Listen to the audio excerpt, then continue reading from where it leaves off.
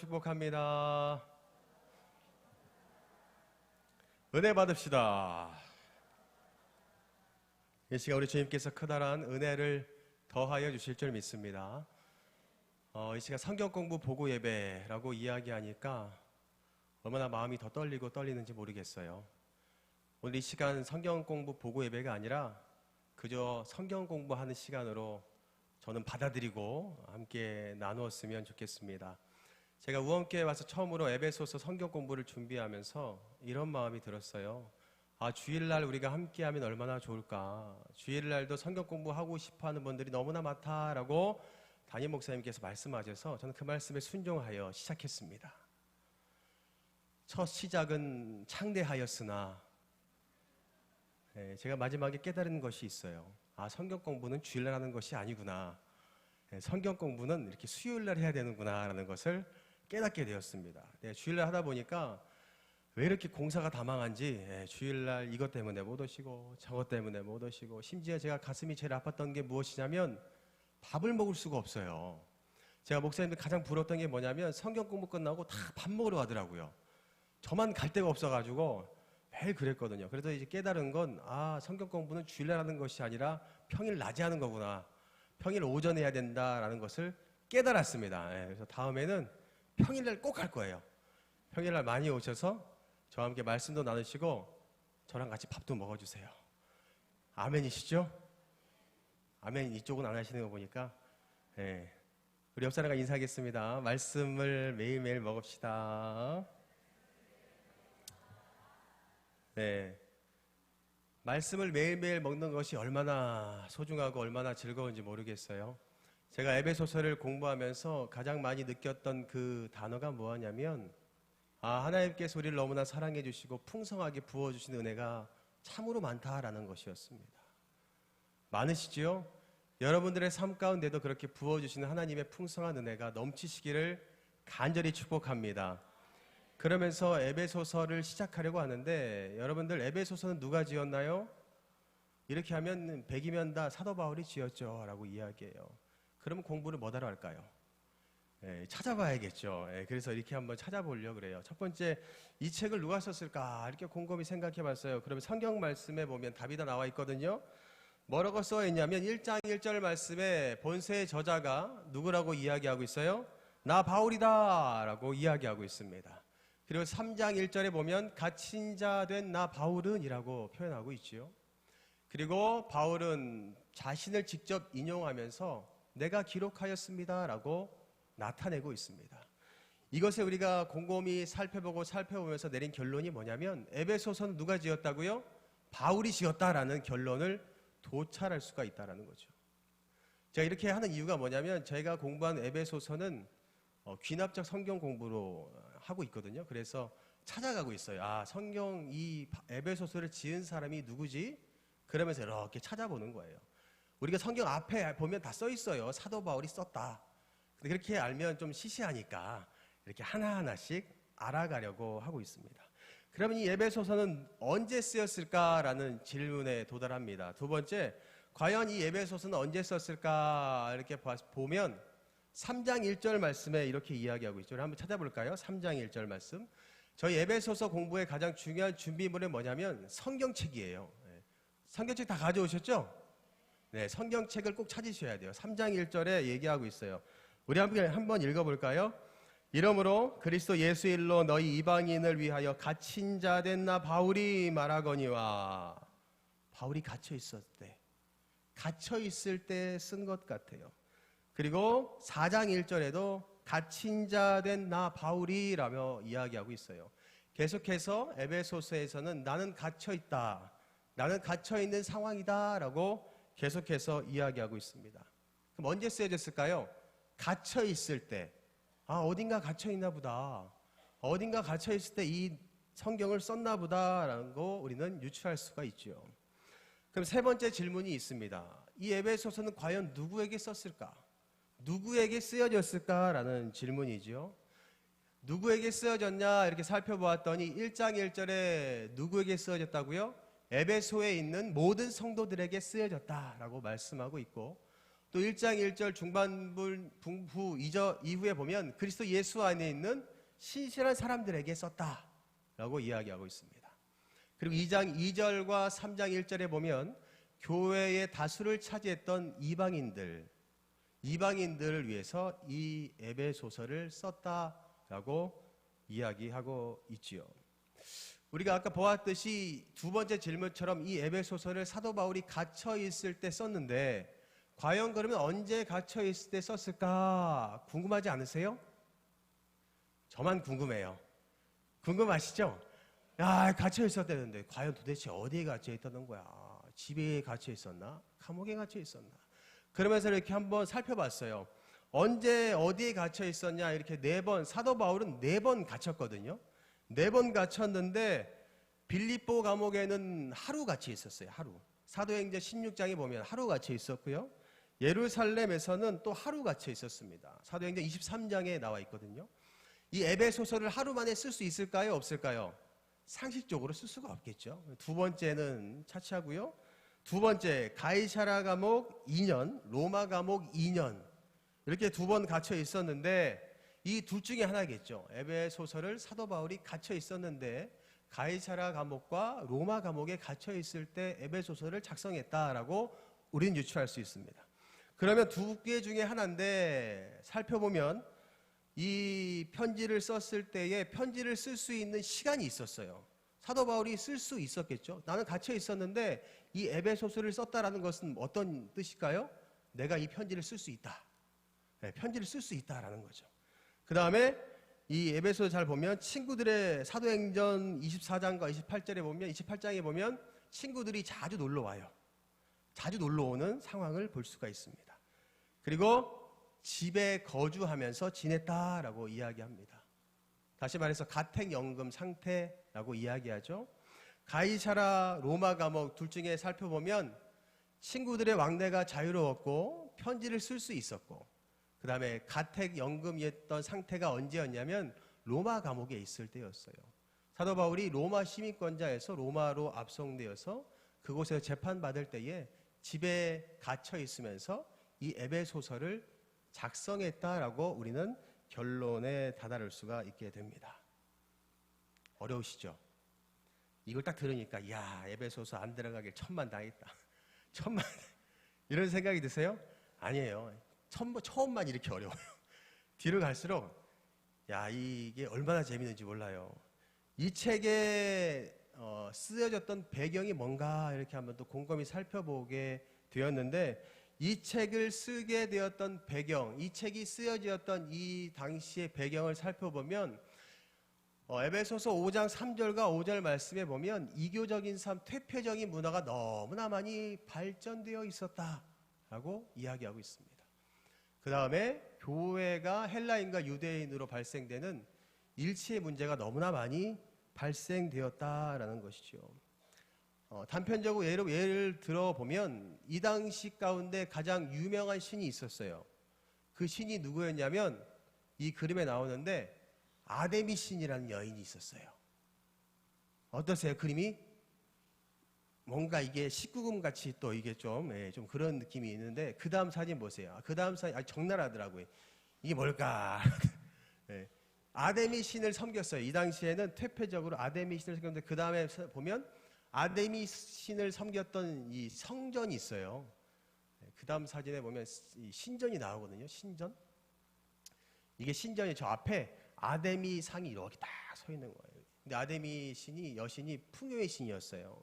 그래서 수많은 사람들이 이곳에 와서 이 여신들과 성관계를 하면서 이렇게 뭐 제사를 드렸다라고 이야기합니다. 그만큼 수많은 퇴폐적인 문화가 이 당시에 에베소 이 지역에 풍부하게 엄청나게 많이 발생했던 것을 우리는 볼 수 있습니다. 에베소 교회의 장단점이 무엇일까 이렇게 곰곰이 봤을 때에 장점으로는 신실한 자들이 너무나 많이 있었다라고 이야기해요. 우리 1장 1절에 읽었던 말씀처럼 하나님의 뜻으로 말미암아 그리스도 예수된 사도 바울은 에베소에 있는 성도들과 예수 그리스도 안에 있는 신실한 자들이라고 이야기하는 것처럼 이 에베소 교회에는 신실한 사람들이 너무나 많이 있었대요. 그리고 믿음과 사랑이 충만하게 많이 있었다. 그리고 바울과 너무나 가까운 사이였고요. 그리고 그리스도와 진리를 이 바울을 통해서 많이 배웠던 교회가 바로 에베소 교회였습니다. 근데 단점이 무엇이냐면 사람의 간사함이 교회에 너무나 많이 영향을 미쳤어요. 그리고 옛 습관을 버리지 못했다라고 이야기할 수가 있습니다.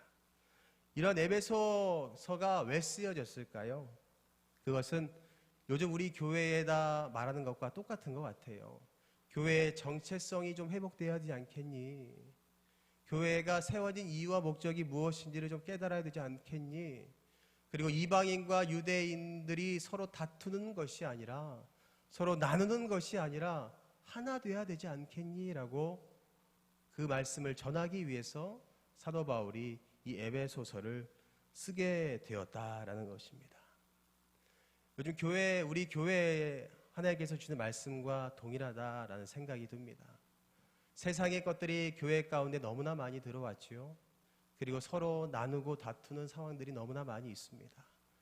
근데 우리 교회도 이 에베소서에 나온 그 교회처럼 하나님께서 허락하신 그 은혜와 진리를 다시 한번 온전히 깨닫고 서로 나누는 것이 아니라 하나 되는 놀라운 그런 2019년의 마무리가 되었으면 좋겠고, 나아가 2020년 100주년을 맞이하여서 우리 교회가 모든 성도들 한마음 한뜻 되어 주님만을 바라보는 그런 귀한 계기가 되기를 주님의 이름으로 간절히 축복합니다.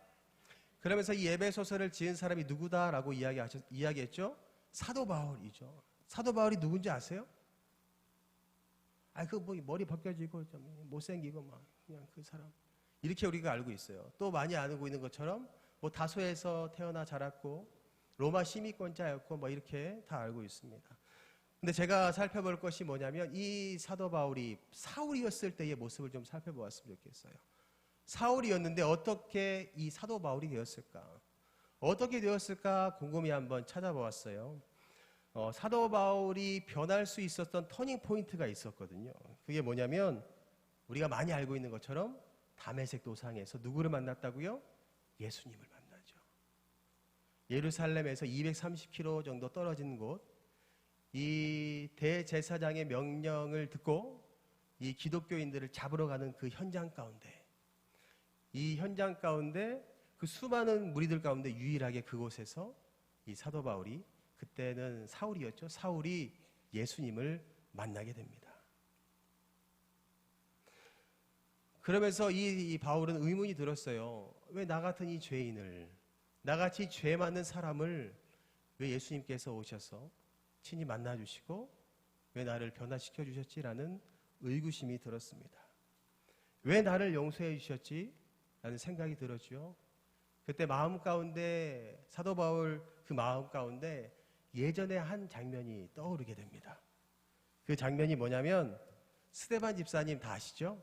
스데반 집사님이 잡혀서 죽던 그 처형의 장면이 이 사도 바울의 마음 가운데 딱 나타나게 돼요. 그 로마 시대 당시로 돌아가 보면 이스라엘은 로마의 속국으로 재판권이 없었어요. 그러나 이 로마는 유대교는 합법 종교로 인정하면서 유대교의 재판은 유대인들이 담당할 수 있도록 자치 권한을 줬습니다. 그러면서 로마에서는 심지어 유대교를 믿으면 군대까지 면제해 줬대요. 군대 목사님 뭐 2년도 안 되는데 뭐 그게 아니라 이 로마 당시의 군대는 25년을 가야 돼요. 26년. 근데 유대교를 믿는다라고 이야기하면 이걸 면제해 준대요. 저 같으면 바로 그냥 믿는다 그럴 것 같아요. 제가 군대에 한 30개월 갔다 왔는데 엄청 힘들었거든요. 근데 25년을 면제해 준다는데 당연히 믿는다라고 하겠죠. 그러면서 이 재판이 있을 때에는 산헤드린 공의회, 잘 아시죠? 70명으로 구성된 그 산헤드린 공의회에서 대표를 파견해서 그 재판을 진행하게 됩니다. 이 재판 가운데 사형이 있었는데 사형에 해당하는 세 가지 죄목이 뭐였냐면 하나님을 비방하는 것이었고 모세를 비방하는 것이었고 성전 안에서 이상한 말과 행동을 하는 것이었습니다. 성전 안에서 이상한 말과 행동을 하면 사형이었대요. 여기서 그런 분들 아무도 안 계시죠? 성전 안에서 이상한 말과 행동하면 사형이었다는데 우리 교회는 그런 분 한 분도 안 계신 줄 믿습니다. 그런데 이 사형의 방법이 무엇이었냐면 한 사람이 딱 재판관 앞에 딱 와서 이야기하는 거예요. 내가 이 사람을 고발합니다. 이 사람이 하나님을 비방했고 모세를 비방했고 성전 안에서 이상한 말과 행동을 했습니다 라고 고발하면 한 명이 옆에서 또 이렇게 얘기하는 거예요. 맞습니다. 제가 봤습니다. 제가 증인입니다. 이렇게 하면 이제 재판의 회부가 되는 거죠. 그러면서 그 죄인을 딱 부릅니다. 죄인을 불러서 성 밖에 딱 세우고 그곳에 구덩이를 파게 하죠. 어떤 구덩이냐면 피고인, 이 뭐죠 이게 하여튼 이게 죄를 거짓 누명을 쓴 사람, 그 사람이 이 땅을 파서 그곳에 빠져 죽게 하기 위해서 자기가 스스로 자기의 무덤을 파는 거예요. 2m, 3m 이렇게 구덩이를 막 팝니다. 다 판 다음에 그 구덩이 앞에 이 죄인을 딱 세우고 다시 재판관이 물어봐요. 그 고소한 사람한테 다시 죄를 고해봐. 그럼 이 사람이 얘기하죠. 네, 저 사람을 제가 봤는데 하나님을 비방한 사람이에요. 신성모독한 사람입니다. 그럼 또 그 옆에서 그 증인이 맞습니다. 제가 봤습니다. 하고 이야기하면서 자신의 모든 옷을 벗고 재판장 앞에 딱 내려놓습니다. 그러면 그 재판관이 그 구덩이 앞에 서 있는 죄인에게 사형을 집행해. 그러면 이 돌을 그 서 있는 죄인에게 던집니다. 그 돌이 조그만 돌이 아니라 맷돌이라고 이야기해요. 맷돌. 맷돌 어떻게 하시는지 아시죠? 이만한 돌을 가슴팍으로 팍 던집니다. 그럼 그 돌을 맞으면 어떻게 돼요? 뒤로 넘어가겠죠. 넘어가서 그 구덩이에 빠지게 되고 빠진 사람을 죽으면 건져야 되는데 건지는 것도 부정하다라고 생각하면서 돌로 그대로 무덤을 만듭니다. 이것을 누가 했냐면 스데반 집사님이 이렇게 당했어요. 스데반 집사님이 신성모독했다고 산헤드린 공의회에 죄인으로 지목받게 되고 그 돌을 맞아서 죽게 되지요. 사도행전 6장 8절에 스데반 집사님이 능력을 행하는 것을 보고 사람들이 야, 이 사람 안 되겠다. 야, 이 사람 내가 빨리 죽여야겠다. 그러면서 사도행전 6장 11절에 사람들을 매수하여 하나님을 모독했다라고 거짓 누명을 씌우면서 이 스데반 집사님을 죽게 만들죠. 그러면서 사도행전 7장 1절부터 53절까지 우리가 잘 알고 있는 스데반 집사님의 유언과 같은 설교가 있고요. 그 설교를 듣고 54절에 많은 사람들이 이를 갈며 이를 죽이려고 했다라고 말씀하고 있습니다. 그러면서 58절에 이렇게 써 있습니다. 7장 58절에 이렇게 써 있는데요. 뭐라고 써 있냐면 성 밖으로 내치고 돌로 칠세 증인들이 옷을 벗어 사울이라 하는 청년의 발 앞에 두니라. 우리가 잘 알고 있는 사울의 모습이 여기서 나오고 있습니다. 이 사울은 바로 그 현장에 있었습니다. 사형을 집행하는 사람의 모습으로 서 있었지요. 그러면서 그 현장 가운데 사도 바울의 마음 그 가슴팍에 한 울부짖음이 새기게 됩니다. 그 울부짖음이 뭐냐면 사도행전 7장 60절에 스데반 집사님이 죽기 전에 이렇게 고백합니다. 무릎을 꿇고 크게 불러 이르되 주여 이 죄를 그들에게 돌리지 마옵소서 이 말을 하고 자니라 라고 말하고 있습니다. 이 스데반 집사님이 죽고 난 이후에 기독교의 박해가 시작되었죠. 그리고 그 중심 가운데 사울이 있었습니다. 그 사울이 그 박해 가운데 중심 가운데 서 있으면서 이제 더 그리스도인들을 죽이려고 막 갔을 때에 다메섹 도상에서 예수님을 만나게 되죠. 그래서 그때 깨닫게 돼요. 아, 스데반 집사님의 기도로 내가 이렇게 구원받는구나. 아, 스데반 집사님의 기도를 통하여 내가 죄인이었는데 건진받는구나 라고 생각하게 됩니다. 그때부터 사도 바울이 작성했던 모든 성경에 보면 스데반 집사님을 그리워하는 문장들이 너무나 많이 나오고 있습니다. 아무튼 이런 사도 바울은 고난과 역경을 다 헤치고 복음을 끝까지 전하다가 죽기 전에 이런 말을 하죠. 우리가 잘 알고 있는 것처럼 디모데후서 4장 6절부터 8절 말씀에 나오고 있죠. 우리가 한번 찾아볼까요? 디모데후서 4장 6절과 8절. 디모데후서 4장 6절과 8절 말씀. 우리가 너무나 잘 아는 말씀인데요. 디모데후서 4장 6절부터 8절까지 신약성경 346쪽에 있습니다. 4장 6절부터 8절까지 함께 읽겠습니다. 전제와 같이 내가 벌써 부어지고 나의 떠날 시각이 가까워졌도다. 나는 선한 싸움을 싸우고 나의 달려갈 길을 마치고 믿음을 지켰으니 이제 후로는 나를 위하여 의의 면류관이 예비되었느니라. 주 곧 의로우신 재판장이 그날에 내게 주실 것이며 내게만 아니라 주의 나타나심을 사모하는 모든 자에게 도니라. 아멘. 사도 바울이 마지막으로 이야기하죠. 내가 이제 죽게 되었네. 그랬더니 나에게도 의의 면류관이 보인다. 야, 나에게 예비된 의의 면류관이 있다라고 고백하고 있습니다. 이 면류관을 헬라어로 번역하면 스테파노스라고 이야기합니다. 뭐라고요? 스테바노스. 면류관을 스테바노스라고 이야기하는데 그것이 스테반이다라고 이야기하죠. 사도 바울은 알았어요. 나에게도 의의 면류관이 준비되어 있다. 나도 이제 하늘 가면 스테반 집사님 보는구나 라고 사도 바울이 고백하고 있죠. 그러면서 마지막으로 죽을 때 이렇게 고백합니다. 7장 60절 말씀, 사도행전 7장 60절에 이렇게 이야기합니다. 그러면서 마지막으로 16절, 디모데후서 4장 16절에 이렇게 고백하고 있어요. 그들에게 허물을 돌리지 않기를 원한다 라고 고백합니다. 스데반 집사님이 죽을 때 했던 그 말과 동일하게 사도 바울도 죽을 때에 그들의 죄를 그들에게 돌리지 마세요 라고 고백하고 있죠. 사랑하는 성도 여러분, 이 말씀, 이 사도 바울의 회심의 장면을 보면서 저도 곰곰이 생각해 봤어요. 과연 나를 위해서 기도한 사람이 얼마나 많이 있을까? 그리고 내가 다른 사람을 위해서 얼마나 많이 기도하고 있을까? 나의 기도의 고백 하나로 인하여서 삶이 변한 사람이 얼마나 많이 있을까? 나의 기도가 헛된 것이 아니구나라는 것을 깨닫게 됩니다. 여기 계신 모든 분들의 그 기도를 통하여 어떤 한 사람이 변화한다라는 것을 여러분들 반드시 꼭 기억하시기를 간절히 바랍니다. 옆 사람과 인사하시죠. 누군가 당신을 위해서 기도하고 계십니다.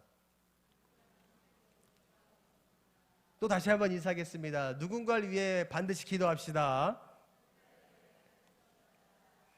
네, 우리 하나님께서 반드시 놀라운 은혜를 더하여 주실 줄 믿습니다. 이렇게 에베소서 1 첫날 강의가 이렇게 끝났어요. 네, 이렇게 배경을 알아보고 사도 바울이 누구고, 그리고 그 다음 주부터 했던 게 뭐냐면 에베소서 1장 1절부터 우리가 한번 말씀을 파헤쳐 봅시다 라고 시작했거든요. 우리 1장 1절만 한번 볼까요? 1장 1절 뭐라고 이야기합니까? 하나님의 뜻으로 말미암아 그리스도 예수의 사도된 바울은 에베소에 있는 성도들과 그리스도 예수 안에 있는 신실한 자들에게 편지한다 라고 이야기하고 있습니다. 1장 1절에서의 핵심 구절이 핵심 단어가 뭐냐면 하나님의 뜻이라는 것입니다. 하나님의 뜻으로 말미암아 뭐가 됐다고요? 그리스도 예수의 사도가 된 나 바울은 이라고 이야기합니다. 여러분들에게 하나님의 뜻이 무엇일까요? 여러분들에게 허락하신 하나님의 뜻이 무엇인지를 발견하시기를 바랍니다. 사도 바울이 발견한 하나님의 뜻은 그리스도의 사도가 되는 것이었어요. 여러분들에게 원하신 하나님의 뜻이 무엇인지를 반드시 발견하고 걸어가신다면 그 길 가운데 우리 주님께서 온전한 길로 인도하여 주실 줄 믿습니다. 그러면서 2절 말씀에 계속 이야기하고 있죠. 하나님이 우리 아버지의 주 예수 그리스도부터 은혜와 평강이 너희에게 있을지어다 라고 축복하고 있습니다. 너희에게 하나님께서 허락하여 주시는 은혜와 평강이 많이 있는데 그 은혜와 평강을 위해서 날마다 기도하는 분이 있어 라고 표현하고 있어요. 그 기도하고 있는 분이 누구냐면 하나님과 예수님과 성령님이 너희를 위해서 날마다 기도하고 있어 라고 이야기하면서 3절부터 14절까지 나열하고 있어요. 궁금하시죠? 다음 시간에 하겠습니다. 이렇게 수업을 끝내야 다음 시간에 기대감을 가지고 오시더라고요. 정리할까요? 우리에게 주시는 하나님의 그 풍성한 은혜가 너무나 많이 있어요. 그런데 우리는 너무나 습관적으로 그 은혜를 받다 보니 잊을 때가 너무나 많이 있습니다. 오늘도 주시는 그 풍성한 은혜가 무엇인지 한번 둘러보세요. 작은 것일 수도 있지만 다시 생각해보면 너무나 큰 은혜들이 많이 있습니다. 사도 바울이 이야기했죠. 내가 하나님의 사도가 된 것은 하나님의 뜻이었고 그 뜻은 스데반 집사님의 기도를 통하여 내가 이 자리에 설 수 있었다라고 이야기한 것처럼 여러분들에게 허락한 하나님의 뜻은 분명히 있습니다. 그 뜻을 깨달으셔서 하나님께서 주시는 그 풍성한 은혜를 삶 가운데 많이 누리시는 저와 여러분들 되시기를 주님의 이름으로 간절히 축원합니다. 그래서 우리 시간 함께 기도하며 찬양했으면 좋겠습니다. 아, 하나님의 은혜로 이 쓸데없는 자, 우리 함께 찬양하면서 나아가겠습니다.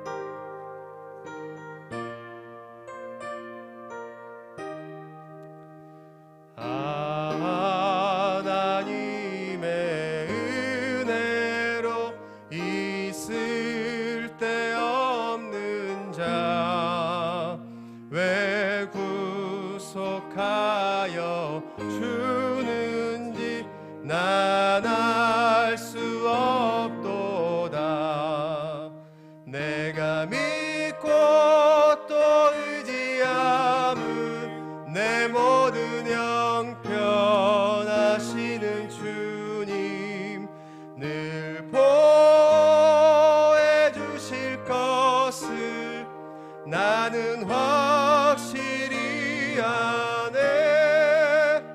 왜 내게 굳센 믿음과 또 복음 주셔서 내 마음이 항상 편한지 난 알 수 없도다. 내가 믿고 또 의지함은 내 모든 형편하시는 주님 늘 보호해 주실 것을 나는 확실히 아네. 왜 내게 성령 주셔서 내 마음 감동해 주 예수 믿게 하는지 난 알 수 없도다. 내가 믿고 또 의지함은 내 모든 형편하시는 주님 늘 보호해 주실 것을 나는 확실히 아네. 주 언제 강림하실지 옥밤에 옥낮에 또 주님 만날 그것도 난 알 수 없도다. 내가 믿고 또 의지함은 내 모든 형편하시는 주님 늘 보호해 주실 것을 나는